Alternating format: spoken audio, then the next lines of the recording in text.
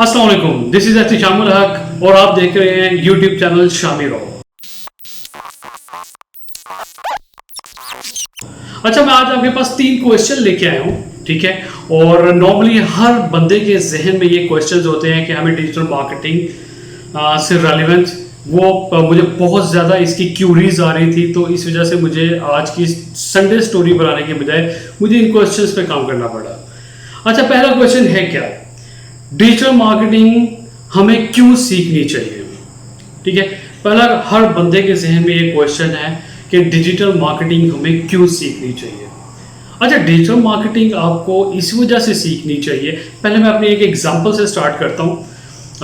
मेरा traditional marketing का experience है, डिजिटल मार्केटिंग का एक्सपीरियंस है, MBA मार्केटिंग किया हुआ है, ठीक है। 12 साल का मेरा ये दोनों मिला के एक्सपीरियंस बन रहे हैं। मैंने सब कुछ छोड़ के मैं डिजिटल की तरफ कन्वर्ट हुआ।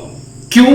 मुझे ये पता लग गया था, मुझे ये एक आइडिया हो गया था, मैंने एस्टिमेट लगा लिया था कि in future everything will be converted digitally. Her business digital marketing की तरफ कन्वर्ट होना शुरू हो जाएगा।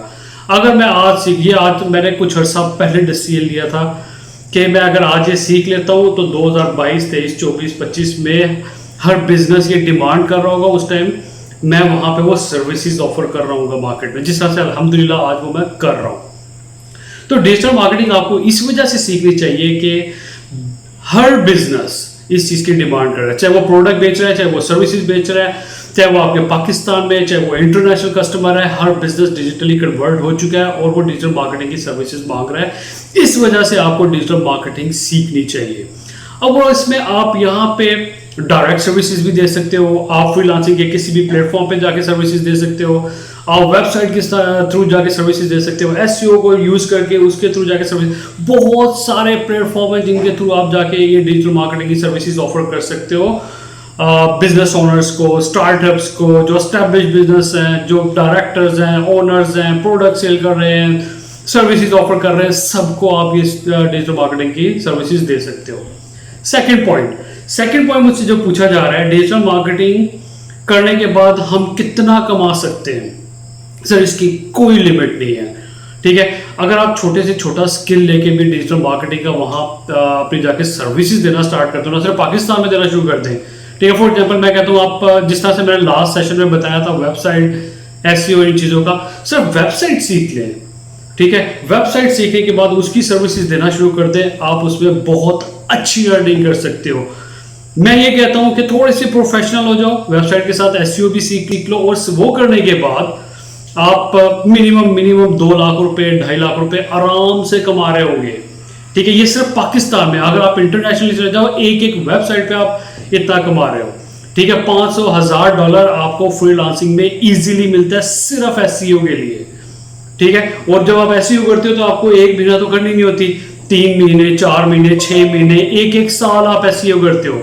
डिपेंड करता है कंपटीशन पे, उस बिजनेस का कंपटीशन बहुत ज्यादा है, तो आप उसको उतने ही अरसे के लिए सर्विसेज देते हो और वहां से आपकी कंटिन्यूसली अर्निंग आ रही होती है, ठीक है। उसके अलावा आपके पास वीडियो एडिटिंग है, ग्राफिक डिजाइनिंग है, एडोब फोटोशॉप है, इलस्ट्रेटर है, आपके पास Facebook, Instagram, Pinterest, Snapchat, LinkedIn, YouTube है, ठीक है। यूट्यूब चैनल मैनेज करो, फेसबुक के एड्स चलाएं, एड स्ट्रेटेजी सीखें।